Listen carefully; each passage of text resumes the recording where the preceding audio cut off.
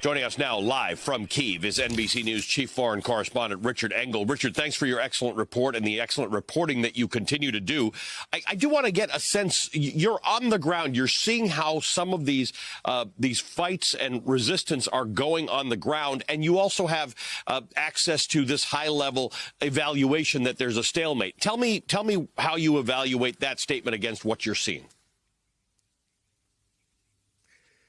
So right now we're seeing two kinds of resistance. We're seeing military resistance, which is so far keeping Russian forces from Kyiv.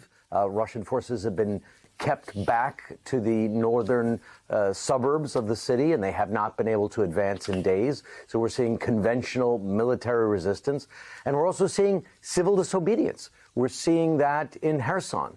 And Kherson is one of the only places where Russians actually occupy the city. They patrol on foot. They've imposed a kind of shadow government, but people are not accepting it.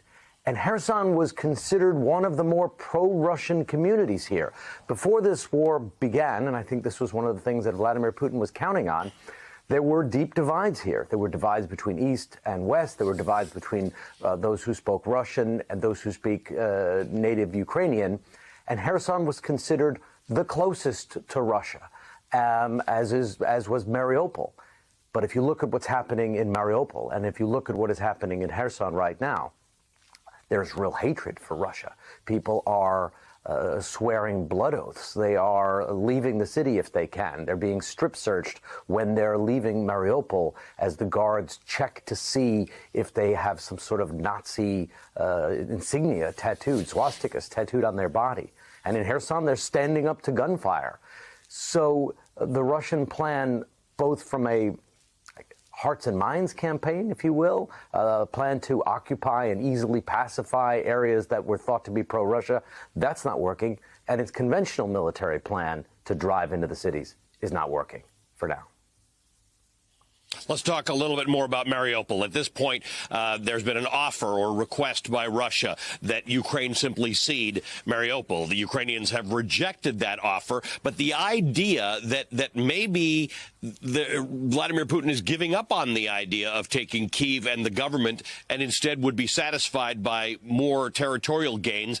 Explain that to us. Give me some context around that. So throughout this conflict, we've been guessing about Vladimir Putin's intentions. And unfortunately, we've often been guessing them incorrectly. There was a camp that thought that Vladimir Putin wouldn't invade, and that camp included the Ukrainian government. It included President Zelensky, by the way, who thought right until the end that Russia wasn't going to launch a full-scale invasion. Then there was a camp that maybe Putin would take a piece, that he would just take the Donbass, or maybe he would take a land bridge to Crimea.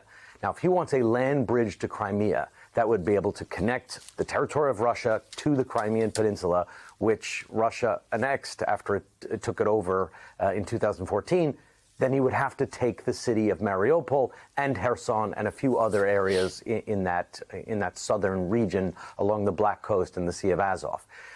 From Putin's perspective, that would give him a win. It would allow him to secure Crimea and secure the water supply to Crimea, which also flows through that area. But is that going to be enough? And if people misjudged Putin the first time, I think we would be foolish to allow ourselves to be fooled twice and assume that he would just be satisfied with a slice in the east, especially when his troops are continuing to dig in. There's new satellite images showing that the troops are still mobilizing around the borders of this country, particularly up in the north of Belarus. So it is not at all clear that he wants to only take Mariupol and would somehow be satisfied with that and walk away. I think those calculations, we were having those calculations one of the other things in the beginning, but now that he is in this war, it's not clear.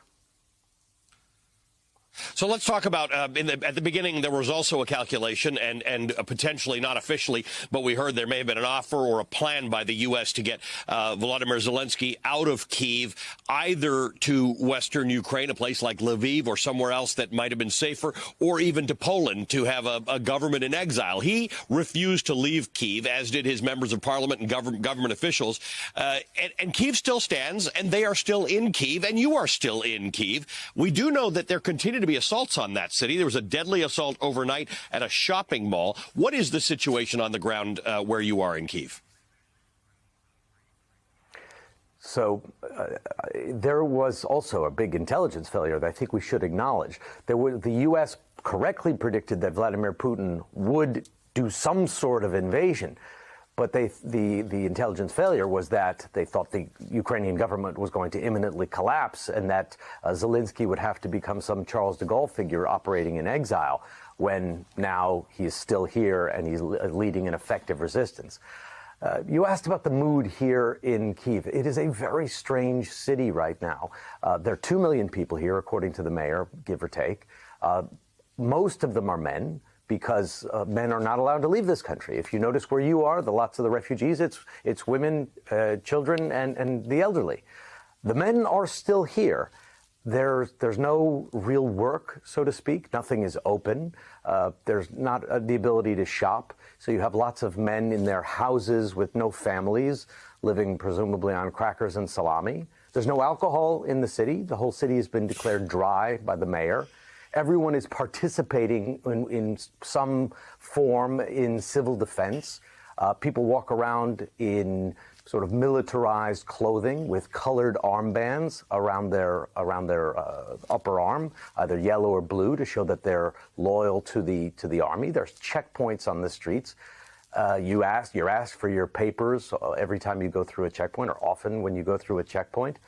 It harkens back to an earlier time when you are asked to see your papers every place you go in a city full of men bracing for war.